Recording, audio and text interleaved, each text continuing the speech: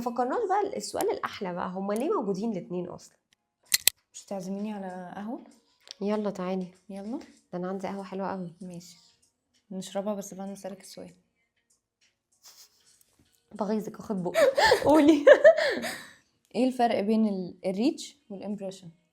اوكي، الريتش عدد مرات الوصول بشكل عام، يعني مثلا انا وصلت عملت مثلا مليون ريتش، ولكن في المقابل بلاقي نفسي عملت 2 مليون امبريشن. ايه ده؟ يعني ايه؟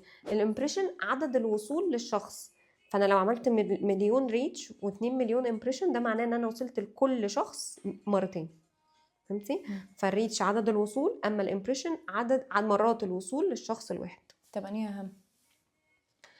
والله ما فيش حاجة أهم من حاجة، هما الاتنين بيكملوا بعض، لأن حتى مينلي في معظم الاناليسيس تولز اللي بنشوفها أو جوه الفيسبوك الانسايتس بتاعته لازم بنشوف الاتنين. طب هم ما فكرناش بقى السؤال الأحلى بقى، هما ليه موجودين الاتنين أصلا؟ ليه بقى؟ فكرت فيها؟ لا.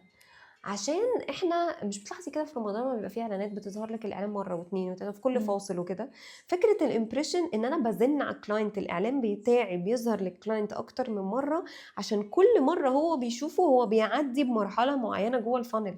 فمثلا شفت مثلا بنطلون عاملين له اعلان، اه والله ده لذيذ، ده انا عندي شميز يمشي معاه قوي، بس مش دلوقتي، مش urgent. بعدين شفته تاني، الله بقى لا البنطلون ده لذيذ، انا حاسه فعلا محتاجه، طب لما اقبض هاخده. هل الامبريشن الاولاني او تفاعلي مع اول مره كانت تاني مره؟ لا. لا.